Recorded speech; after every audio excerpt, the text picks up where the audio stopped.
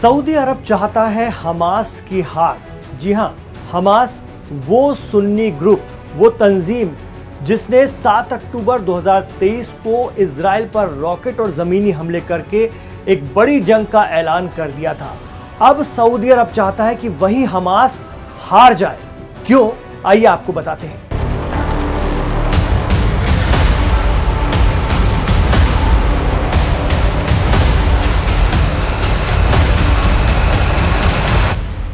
नमस्कार, आदाब। आप देख रहे हैं दीन दुनिया। मैं हूं इमरान खान। गजा में जंग को 7 महीने बीत चुके हैं, लेकिन अभी तक हमास हारा नहीं है। अब इजराइल ने गजा की जगह रफा का रुख करने का फैसला किया है। यानी इजराइल का अगला हदफ रफा है। क्यों, आइए समझते हैं। पिछले 6-7 माह से इजराइल गजा में इतनी धीमी जंग लड़ रहा है कि हमास के लड़ाकों को दूसरी जगह जाने का मौका मिल जा रहा है।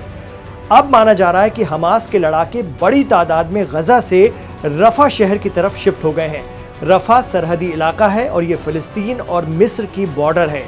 खबर है कि अमेरिकी अफसरान ने रफा में इजराइल से मिलिट्री ऑपरेशन नहीं चलाने को कहा है। ये चेतावनी या इंतबाह बेहद साफ लफ्जों में दिया गया है। अगर इजराइल अब भी अमेरिका की बात नहीं मानता है तो जो बाइडेन इजराइल को हथियार देने पर पाबंदी लगा सकते हैं। अब अगर बात सऊदी की करें तो सऊदी का मानना है कि ईरान हिमायती दहशतगर्द तंजीम हमास का गजा पर असर है। पिछले 7 महीनों से सऊदी ने इजराइल के खिलाफ कोई कमेंट भी नहीं किया।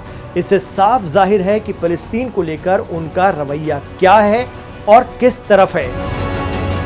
इस बीच न्यूयॉर्क टाइम्स ने एक कॉलम में सुझाव दिया है कि अब इजराइल के पास एक ही मुतबादिल या एक ही विकल्प है, या तो वो रफा को चुने या फिर रियाद को। इस कॉलम को लिखने वाले थॉमस फ्रीडमैन का मानना है कि सऊदी अरब और अन्य अरब मुल्क गजा में एक अरब पीस फोर्स के लिए राजी हो सकते हैं।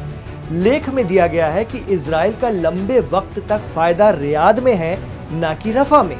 सेकेंड वर्ल्ड वॉर के बाद 7 अक्टूबर के हमले में सबसे ज्यादा यहूदी मारे गए। इसके बाद से इजराइल ने गजा में एक बेहद धीमी लेकिन लंबी जंग हमास के साथ शुरू की। न्यूयॉर्क टाइम्स के मुताबिक इजराइल को रफा तक पहुंचने में 6 महीने लग गए।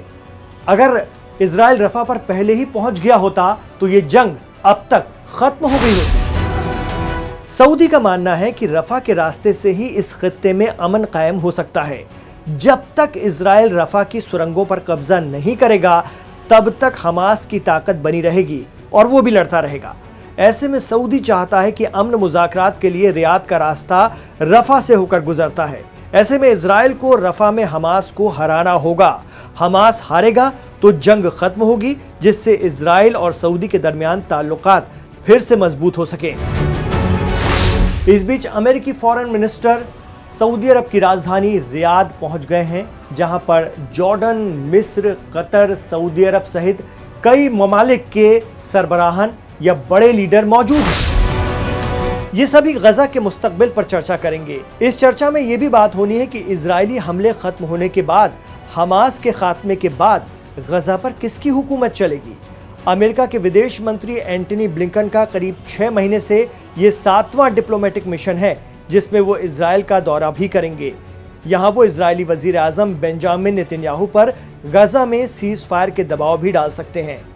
तो अमेरिका और सऊदी की ये कोशिश है कि या तो हमास का जल्द खात्मा हो या फिर सीज फायर करके वहां अरब पीस फोर्स बैठाई जाए।